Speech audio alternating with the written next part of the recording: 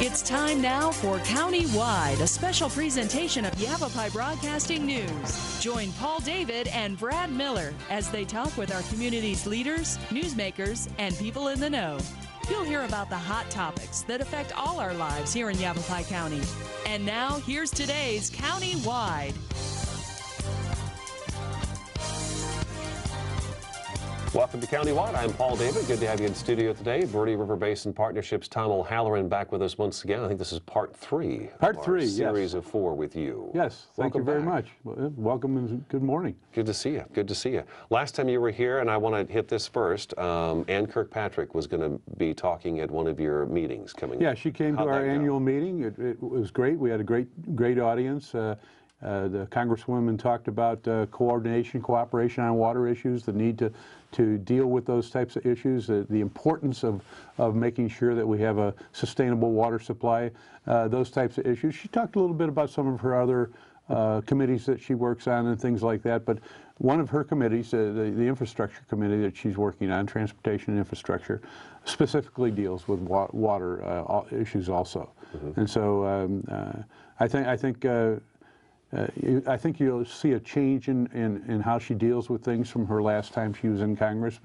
For no other reason, her staff is a much different staff, much more experienced, and I think much more proactive. Anything new to the table she bring? I don't think at this point in time. No. You know, I think we're what 3 months into her. Yeah, about 3 months into it. Give or take. And that's kind of early on. I mean, she was down there before, but you have to get back with your staff and start to learn your staff and identify all those key issues. And of course, Congress has a lot of problems right now that are separate and distinct from just our regional congressional district problems that her staff also has to catch up with also. And she has a tremendous challenge. Anybody does when you have a district that's 50-some thousand square miles. There's nothing small in Arizona. Larger than the state of Connecticut, you know. Yeah. So. Nothing small in Arizona. You want to talk about April 11th, 2011. And before I ask you about that, on April 11th, 2013, we will have our groundwater and surface waters at risk. We've got a public presentation coming. We do. USGS is going to be there, correct? Right. Okay, and they're going to be talking. That's on Thursday, April 11th, 2013, this year, from 4 to 6 p.m. It's going to be at the Camp Verde Multi-Use Complex Auditorium. So that's a meeting everyone's going to want to go to. We all use water. So yeah, we have room for 450 people. Oh, perfect. And this is, I've been involved in water issues for a long time in this region. This is a landmark presentation. This is going to, well, because the USGS for the first time is using their groundwater flow model that they developed in 2011, and using it on a regional scale to identify, where we're heading. What is the projection of our water usage? Have we been impacting our water, and to what extent?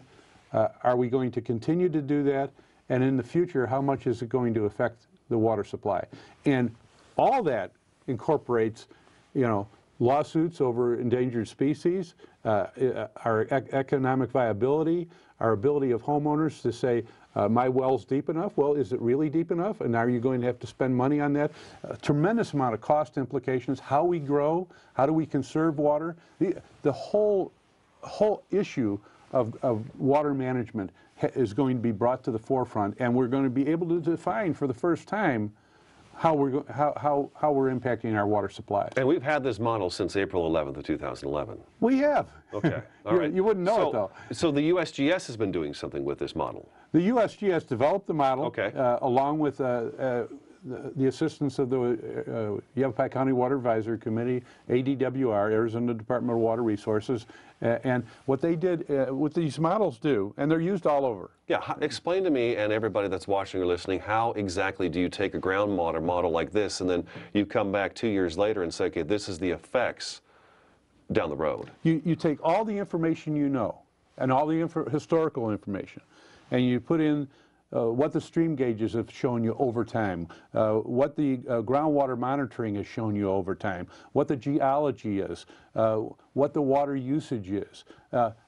Just just a tremendous, what the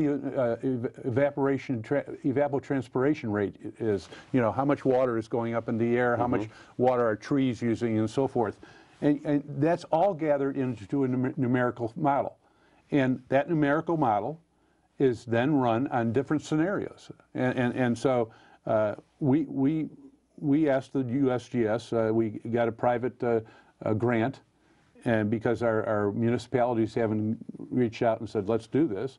So we went out and got a private grant and said, let's do it. And why would you want to know it?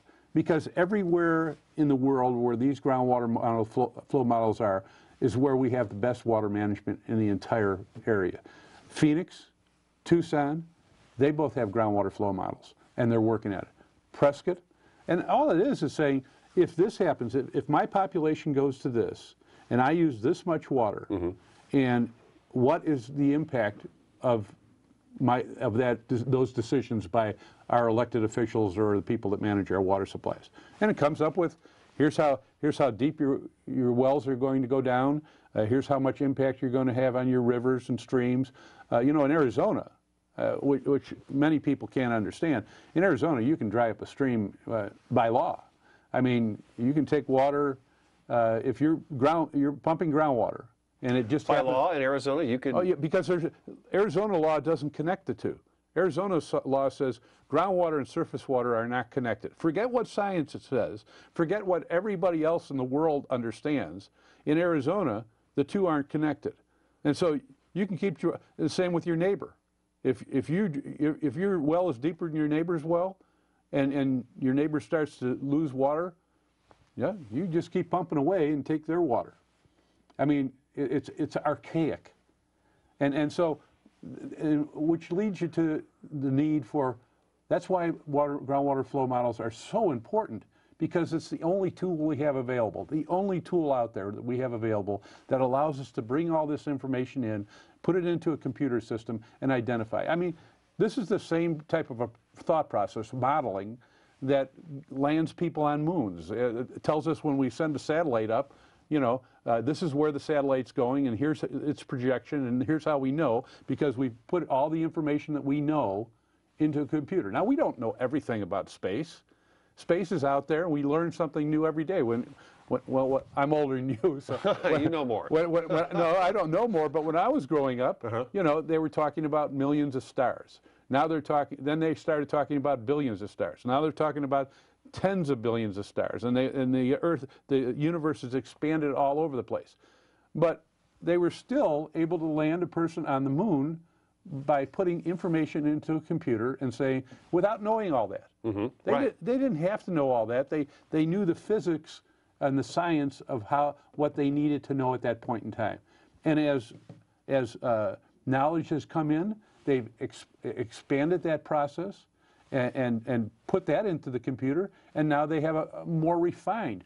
But we still landed a man on the moon. We still get the satellites around Mars. We still, and because there's certain, whether it's physics or whatever, there's certain elements out there that if this happens, this will happen. If you pump too much groundwater, your surface water is going to be impacted. If you pump water and your pump is stronger than your neighbor's pump, you're going to start eventually taking water away from your neighbor. If there's a huge pump in the area and you're a quarter mile, a mile away, that huge municipal pump or that huge commercial pump or well, they're going to drag that water. They create what they call a cone of depression. So they bring water in from all over an area to make sure that that well is fed water. And so this idea that, well, we have to know everything before we use a model. Well, no, you don't. That's just not how it happens. In fact, you will never know everything. The space example is perfect.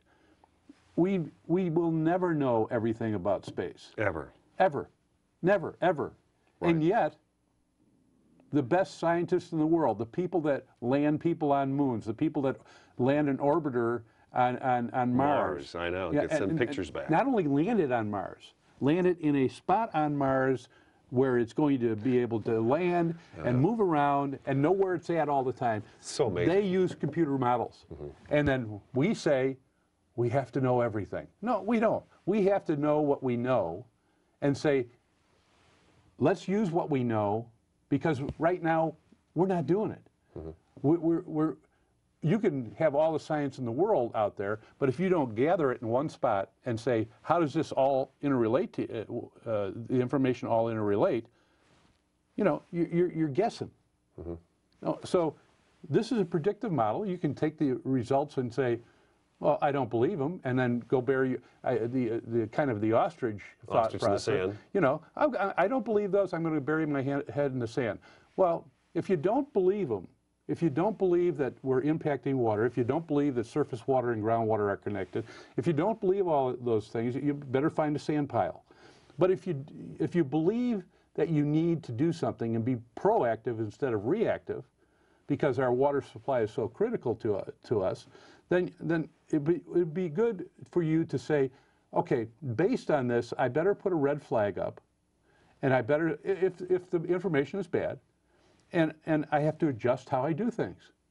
And it's my belief that we're going to have to adjust how we do things. Now, I'm not saying that just based on the model. We have to take a break. Yeah. You're on a roll. I don't want to stop you, but we have to take a break. We do. We're a couple minutes late on it. But this is Countywide. Tom O'Halloran's in studio today from the Verde River Basin Partnership. I'm Paul David. We'll be back in just a couple minutes.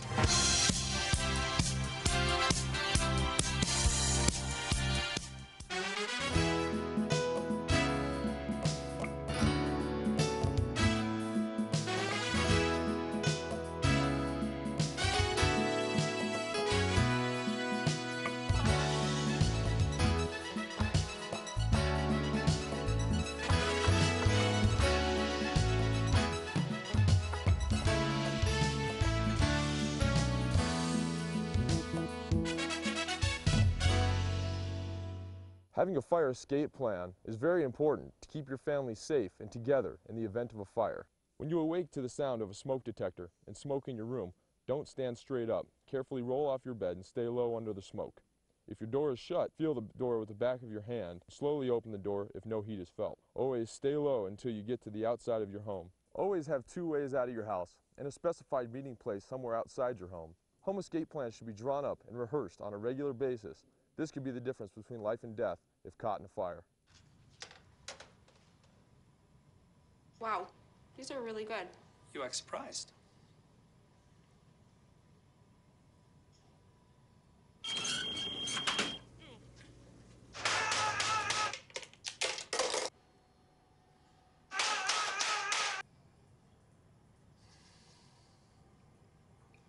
Practice makes perfect. You don't have to be perfect to be a perfect parent. There are thousands of teens in foster care who don't need perfection. They need you. So, I got this new family, and I don't know what it is about this one, but she can't seem to put down that toy all day long. Tap, tap, tap, tap.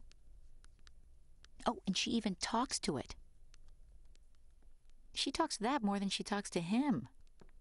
What's up, bro? Nice shirt. Who's she talking to? Her mom? She talks to her mom a lot.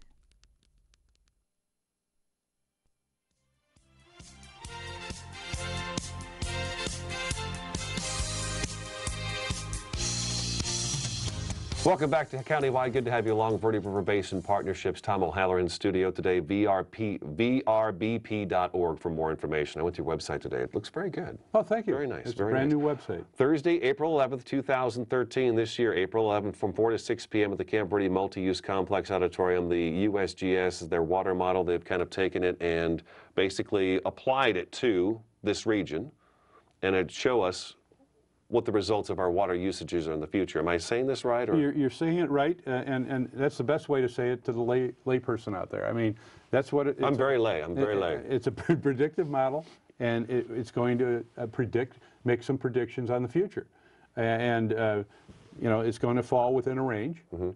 But the idea is that people go, well, you know, these models, they get all nervous. Some people do. Well, the reality is that throughout Arizona, and that's where we talked about a little bit a second ago, is these models have been used for decades, and they've been used reliably.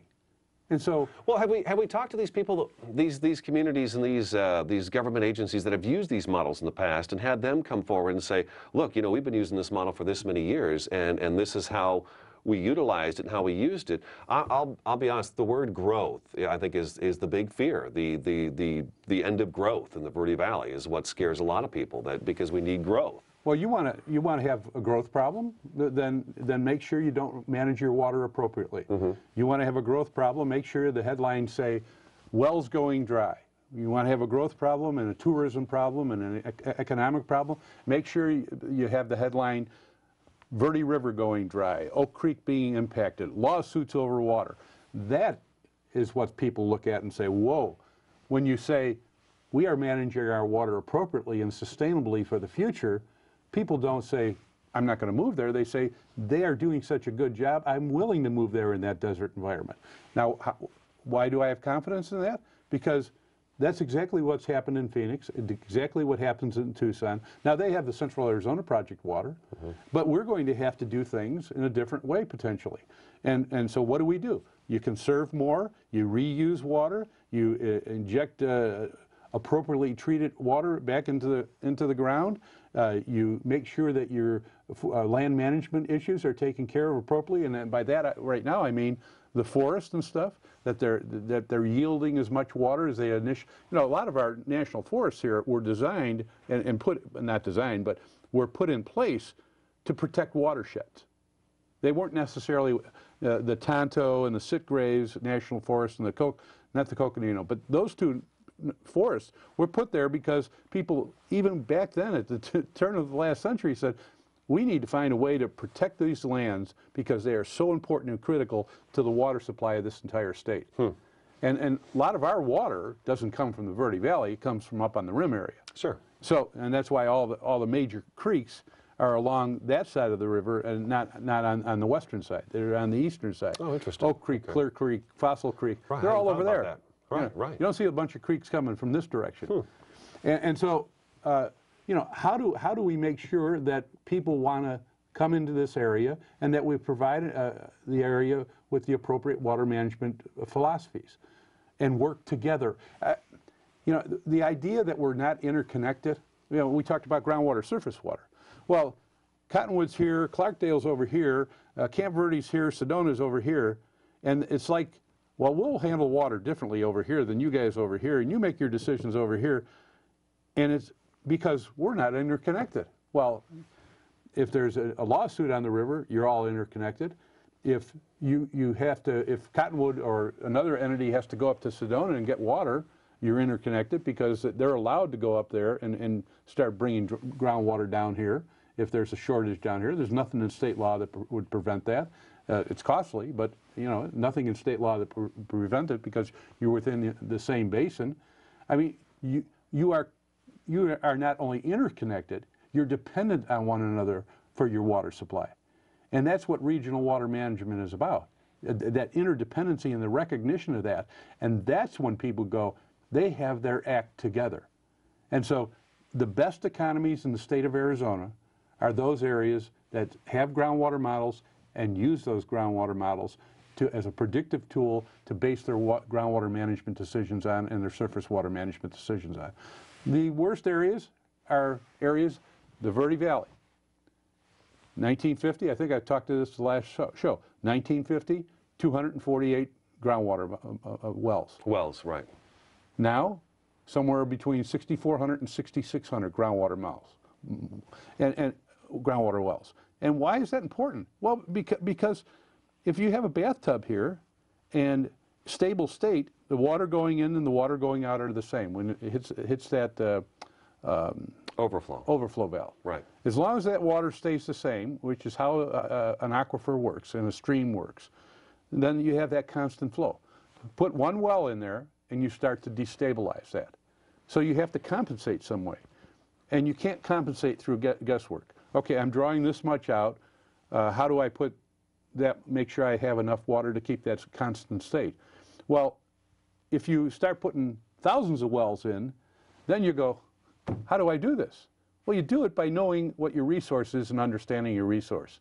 And you know, we have had every municipality and Yavapai County in this area say, one of our number one concerns is to make sure we protect the flow of the Verde River.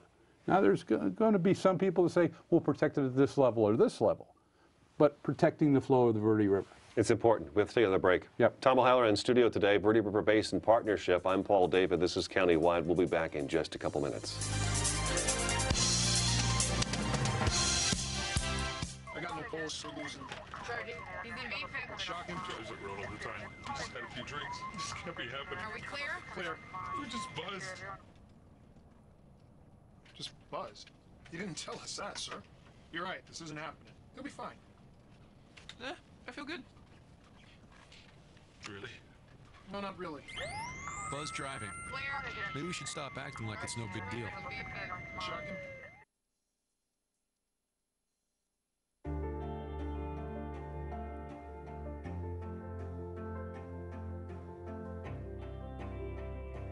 Body language can tell you all sorts of things. Like someone is having a stroke. Know the sudden signs. Learn fast. Face drooping, arm weakness, speech difficulty. Time to call 911 and get them to a hospital immediately. Learn the body language and spot a stroke fast.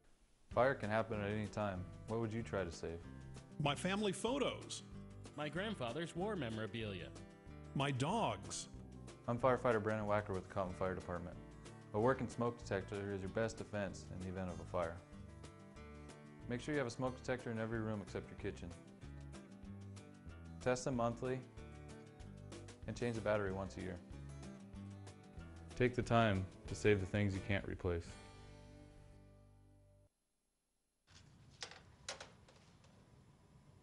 Wow, these are really good. You act surprised.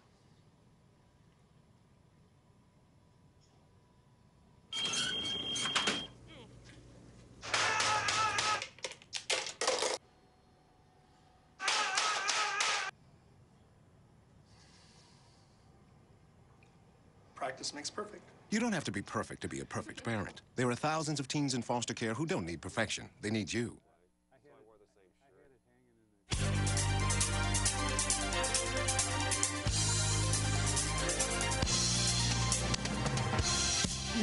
Welcome back to Countywide. I'm Paul David. Good to have you in studio today. Tom O'Halloran here. We're talking water with the Verde River Basin Partnership. Final statement from you for today's show. Well, you know, this is not rocket science, although we've talked about rockets and stuff. We did.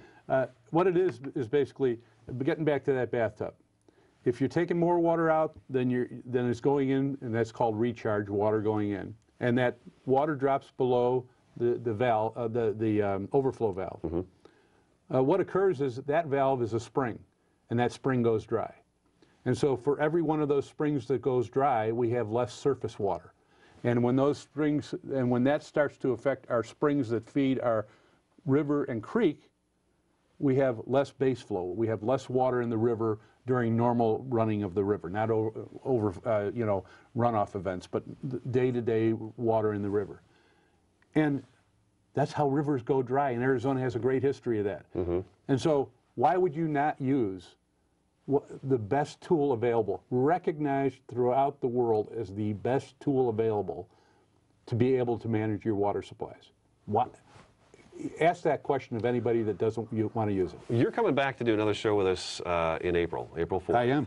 And maybe we should really delve into that one and kind of find out why is it that we are not using this USGS model right now. So we'll do that next time. Be glad to. April 11th, 4 to 6 p.m., Camp Verde Multi-Use Complex Auditorium. The USGS will be there. Tom O'Halloran will be there.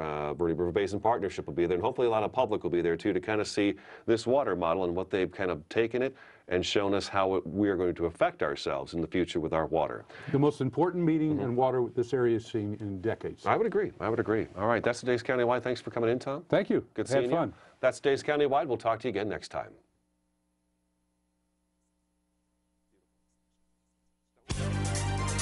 This has been Countywide, a special presentation of Yavapai Broadcasting News. Listen in each Tuesday and Thursday as we tackle the hot topics and talk to the decision makers across Yavapai County. That's Countywide with Brad Miller and Paul David each Tuesday and Thursday on this Yavapai Broadcasting station.